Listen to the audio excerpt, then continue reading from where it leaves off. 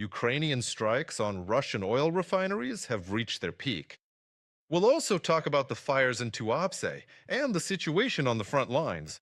You're watching War Map on Freedom. I'm Oleg Borisov. Hello.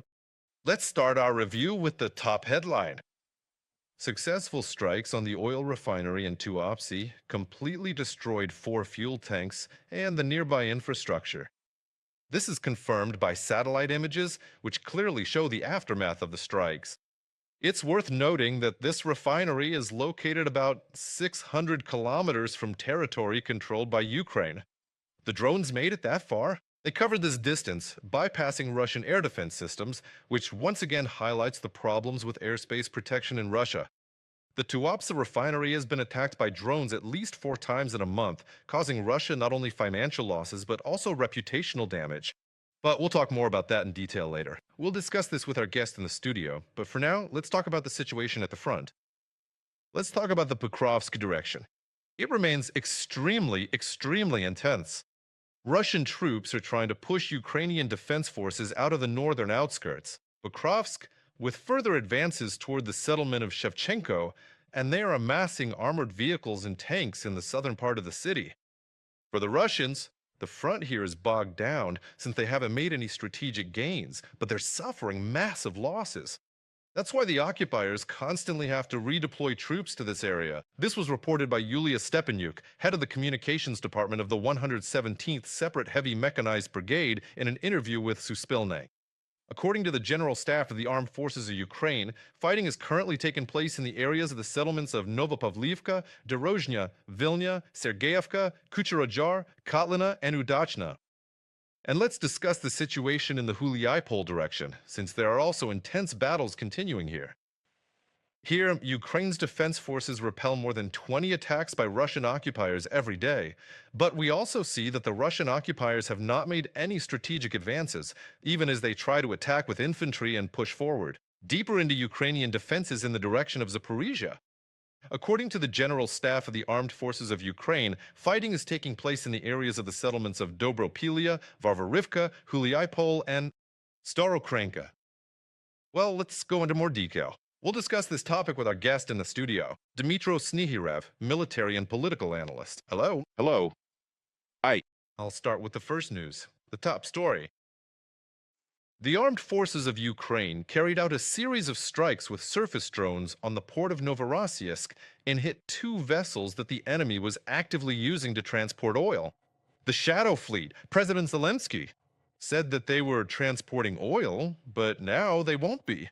What is clear and obvious is that this already shows the defeat of 2 more ships. This once again demonstrates the vulnerability of not only the Black Sea Fleet and Novorossiysk, but also oil refineries as a whole.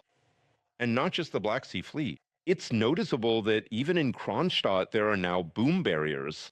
Moreover, the submarines that are based directly in Kronstadt are equipped with anti-drone grills. The Russians are horrified to acknowledge this fact. In other words, the possibility of strikes against naval bases, not only of the Black Sea Fleet, but also the Baltic Fleet, is being considered. Not only is it being considered, but in fact, preventative measures are being taken to reduce the risk of vessels being destroyed. Now, regarding the capabilities of the Ukrainian Defense Forces, dear viewers, I want to draw your attention to the comprehensive nature of these strikes.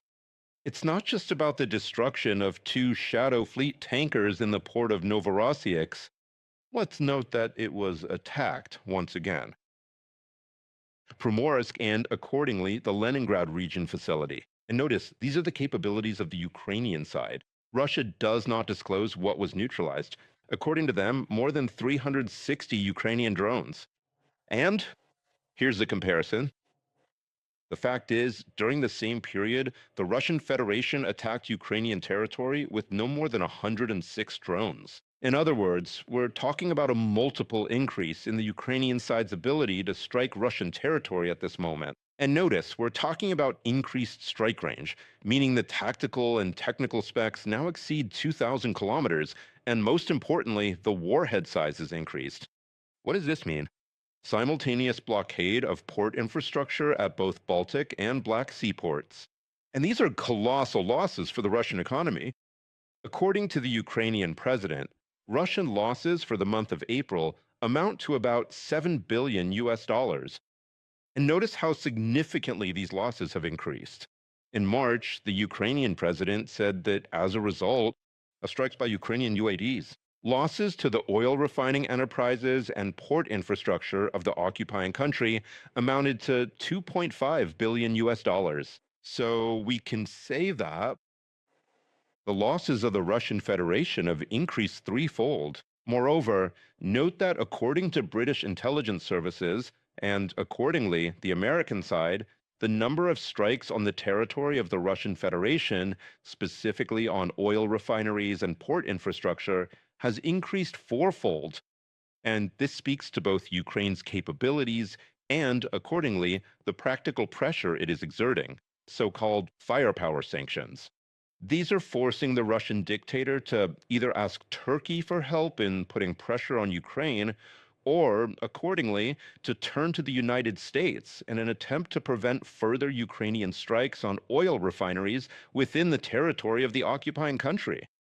Dmitry, I'd like to focus more closely on the OSCE because we're seeing footage. Even the general staff didn't have to release any since the Russians themselves published it. And you know what caught my attention? What I focused on? The Russians started asking questions, even on social media. Where's the much praised air defense?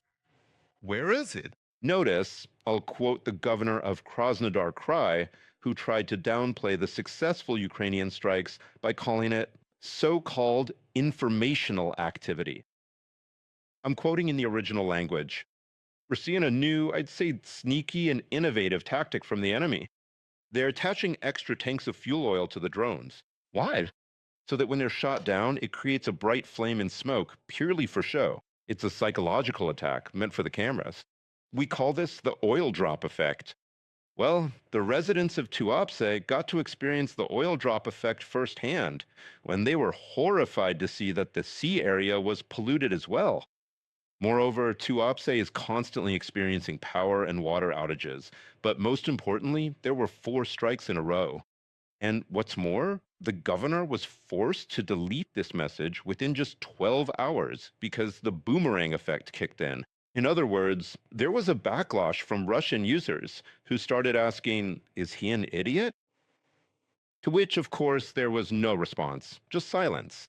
The message was simply deleted, but this shows just how much the Russian Federation is trying to downplay the impact of Ukrainian strikes in the media, while Russians themselves admit that Tuapse, specifically the oil refinery and the main port infrastructure, has been almost completely destroyed.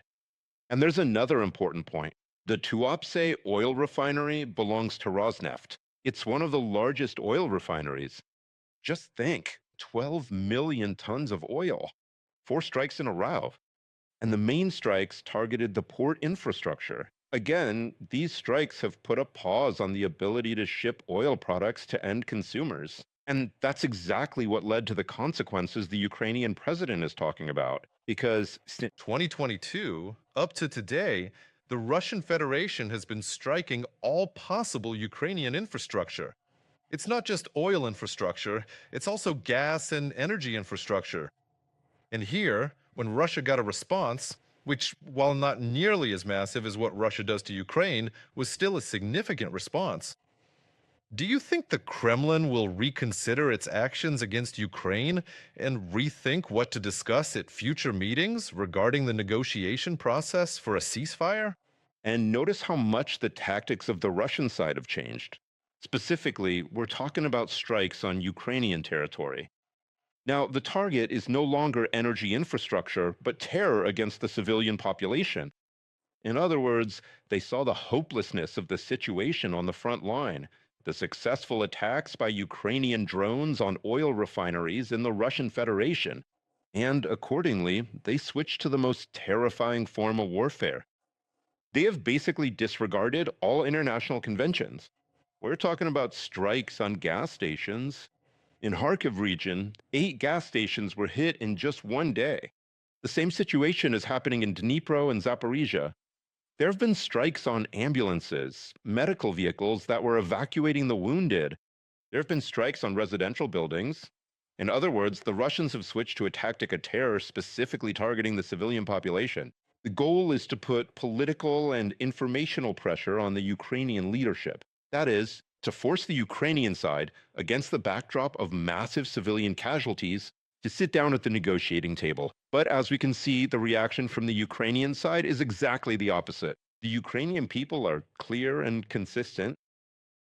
They are uniting around the main idea of repelling external aggression, and accordingly, the Ukrainian side and Ukrainian leadership are demonstrating effective actions, both diplomatically and, as we can see, on the military front, inflicting colossal losses on the Russian economy at this moment.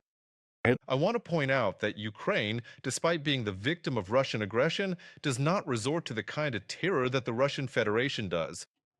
Is the war now returning to Russian territory? It already has returned. Let's remember the strikes on Chelyabinsk, 1,800 kilometers. Do you remember the statement by the former Russian Defense Minister Shoigu, who said that all legitimate military targets, all the way to the Ural Mountains, are now under the fire control of Ukraine's defense forces? And as we can see, just a month has passed, and there is practical confirmation of the Russian officials' words.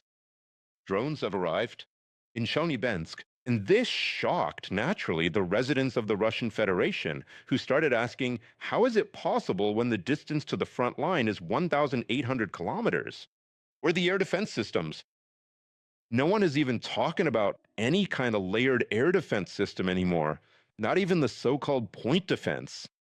Russians are asking one question: why is this happening? And again, the explanation. Turns out it's this: Ukrainian drones are being launched from Russian territory. Apparently, Operation Web is still ongoing.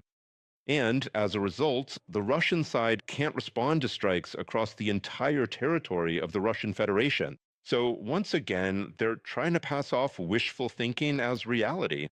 But the main point is it's growing social tension in the Russian Federation. And the political leadership is being forced to admit it.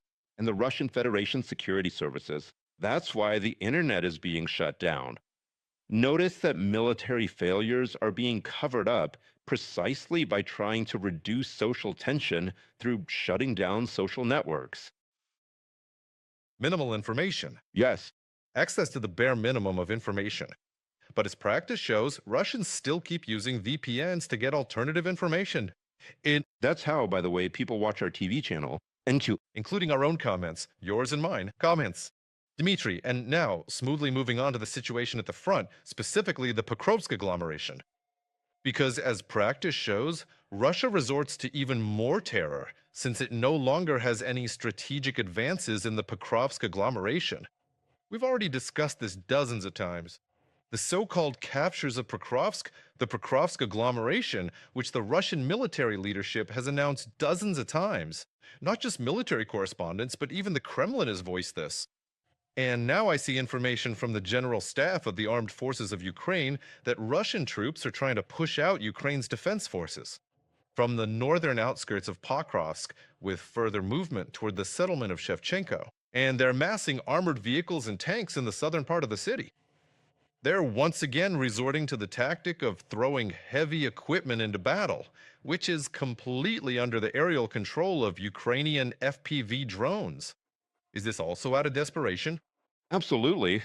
Regarding Pokrovsk, it's worth noting that the main concentration of actions by the Russian occupiers is in the area of Rodinsky and Kherson. It's important to mention that in the Dobropilsky direction, Ukraine's defense forces have significantly improved their tactical successes. We're talking about the deoccupation of the Shakhtarska Gacha settlement.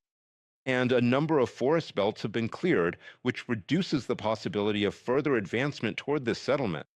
In Rodinska itself, the fighting is taking place almost in the city center. The occupiers are trying to use the tactic of amassing assault groups. This tactic is being neutralized by UAV operators from Ukraine's defense forces. It's worth noting that the occupiers' losses in this direction over and accordingly, in April, according to the main intelligence directorate of the Ministry of Defense of Ukraine, taking into account both sanitary and irrecoverable losses, that's about 15,000 personnel. I should note that the highest intensity of attacks in this direction ranges from 40 to 60 clashes. And the main point is that Ukraine's defense forces are successfully using the so called drone zone wall tactic. Kill zones now stretch almost 60 to 100 kilometers. And this gives our defenders significant opportunities to neutralize and disrupt the occupiers' logistics, as well as destroy heavy armored vehicles, which is exactly what you're talking about. This minimizes the advance of Russian occupiers. Notice the fighting for Pokrovsk and in the Pokrovsk direction. It's already been 18 months, and the total losses of the occupiers over these 18 months can be compared to the losses of an entire military district, like the Leningrad military district. But we're talking about the destruction of the most well-trained units of the Russian army. These are the Marine units, airborne assault units, and special forces brigades. Plus, over the past week, Ukraine's defense forces have destroyed 4 Rubicon UAV operator stations. This is the elite of the Russian army. This is evidence of the capabilities of Ukraine's defense forces when it comes to using advanced technologies, and most importantly, scaling up the use of FPV drones and drop drones.